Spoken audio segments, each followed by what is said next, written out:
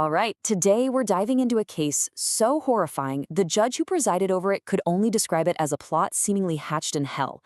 It's a story of absolute power, just unimaginable cruelty, and a wound, a 26-year-old wound that was ripped wide open by a single, shocking announcement. And really, this whole story, it pretty much boils down to one terrifying question. What happens when a monster is set free? I mean, after you've locked someone like that away for life, what happens when the system itself decides to, well, unlock the cage? And this is the paradox that just ignited a national firestorm. So picture this. In 1995, a man is sentenced to 280 years in prison. We're talking 7 life sentences. Then, boom, 2019, an announcement is made. He's about to walk free in just 2 months. The whole country was asking, how on earth is this possible? So, to really understand this whole thing, our story actually starts not with the original crime, but with the controversy. The thing that happened in 2019 that brought this decades-old nightmare screaming right back into the headlines. Okay, so back in August 2019, the news just breaks out of nowhere. The Philippine Bureau of Corrections announces that ex-Mayor Antonio Sanchez, a convicted rapist and murderer, is set for early release. They said he was just one of thousands of inmates eligible because of some new law, but this wasn't just any inmate. This was the man behind one of the country's most heinous crimes. And the reaction from the public? Well, it wasn't just anger. It was a raw, visceral, nationwide outrage. So you have to ask, who exactly is Antonio Sanchez? And why did this news tear open a wound that was 26 years old? Well, to understand that, we have to go back, way back to 1993, to the crime that made his name basically a synonym for pure evil in the Philippines. And I have to warn you, this part of the story, it's not easy to hear. What happened on the night of June 28, 1993, is the very definition of a waking nightmare. These were the victims. Eileen Sarmenta, just 21, and Alan Gomez, only 19. They were both bright, promising students at the University of the Philippines, with their entire lives ahead of them. They were just hanging out together near campus, like any students would, when their lives took the most horrific turn imaginable. So on June 28, 1993, they were abducted by the mayor's own henchmen. And the reason why? According to what came out in court, Eileen was meant to be a gift for the mayor. Just think about that word for a second. A gift. They were taken to the mayor's private farm. And there, well, what happened next is just monstrous.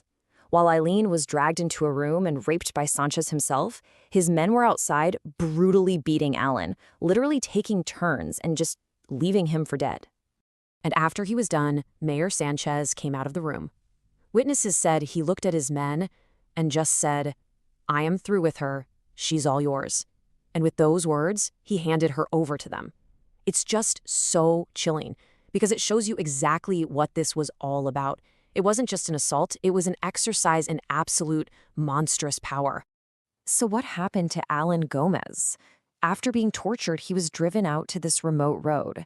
He was already so badly beaten, and they shot him dead, simply to get rid of the witness.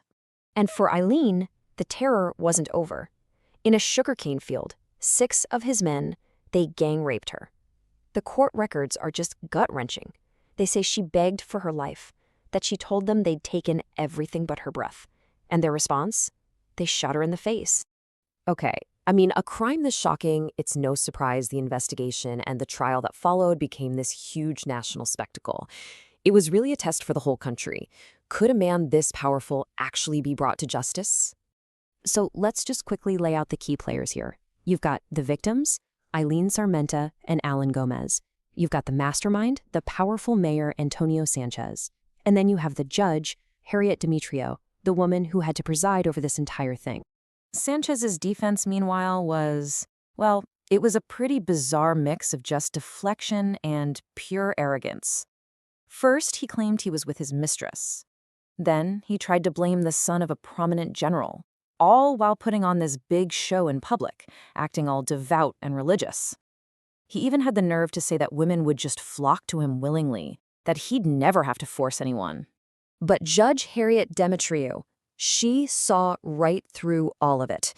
And in her verdict, she used this one unforgettable phrase to describe the crime, a phrase that just cut through all the lies. She called it a plot seemingly hatched in hell. And those words, they basically became immortalized. And so the verdict finally came down in March 1995. Sanchez and his sixth henchman were found guilty. The sentence? 7 terms of reclusion perpetua. That's a total of 280 years. It really felt like a historic victory for justice. Or so everyone thought. Which brings us right back to where we started, 2019. Now that we all have the horror of this crime fresh in our minds, let's look at the legal loophole that almost undid all of it. The loophole that nearly set this monster free. So this is the law at the very heart of the whole controversy. It's called the Good Conduct Time Allowance Law, or GCTA. And the idea behind it was pretty simple, right? Reward inmates for good behavior, reduce their sentences, and help with overcrowded prisons. The problem, though, was in that one little phrase, good behavior. What exactly does that mean? And this is where things get completely absurd. The law's whole purpose was to reward good conduct. But Sanchez's prison record, it was anything but. I mean, check this out. In 2006, he's caught with shabu and marijuana. In 2010, they find $1.5 million pesos worth of shabu hidden inside a statue of the Virgin Mary in his cell. And by 2015, he had an air conditioner and a flat-screen TV in there. This was the guy they were calling a model of good conduct. Well, as you can imagine, the public outcry was immediate, and it was deafening. Protests just erupted everywhere. Online, people were furious. The pressure got so intense so fast that the government had no choice but to act. The president himself ordered the release to be stopped. The head of the Bureau of Corrections got fired, and they rushed to review the law so that it would exclude heinous crimes from now on. It was this stunning reversal, and it was fueled entirely by the people's collective anger. So no, Antonio Sanchez was never released. He ended up dying in prison on March 27, 2021. And with that, one of the most infamous chapters in the country's criminal history finally came to a close. But, his death doesn't really end the story, does it? It leaves us with this big, lingering question. A crime this vile, it doesn't just leave scars on the families. It scars the whole nation. And that outrage we saw in 2019, that proves the wound was still incredibly raw. So you have to wonder, when a crime shocks a nation like this, is justice ever truly finished? Or does it just live on, as a memory, a warning, forever?